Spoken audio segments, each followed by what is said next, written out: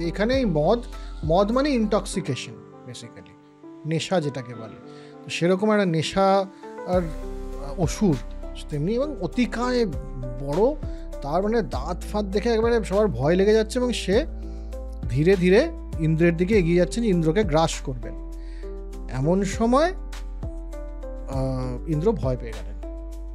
ইন্দ্র ভয় পেয়ে গিয়ে কোনো রকমে বলতে পারলেন চ্যবনকে যে ক্ষমা করে দিন, মদকে আমার কাছে আসতে দেবেন না, আমি মেনে নিলাম সমস্ত, আমার ভুল হয়েছে, এখন থেকে অশ্বিনী কুমার দা সোমরস পাবে। হ্যাঁ, আর এখানে একটা জিনিস খুব সুন্দরভাবে লেখা আছে, এটা হলো ঠোঁট নাকি শুকিয়ে গেছে ওর, ভয়ে ওষ্ঠ লেহন করতে করতে তিনি করতে করতে তিনি ফাইনালি বললেন যে আমাকে ছেড়ে দাও, আমাকে ছেড়ে দাও, আমার ভুল হয়ে গেছে, এবং ফাইনালি ওই অশ্বিনী কুমার দোকে করলেন, এবং তারপরে অশ্বিনী কুমার দাকে সোমরস দেওয়াও হলো। এবং চ্যবন কি করলেন তখন, মদকে কি করা যায়, মদকে 4 ভাগে বিভক্ত করে দিলেন।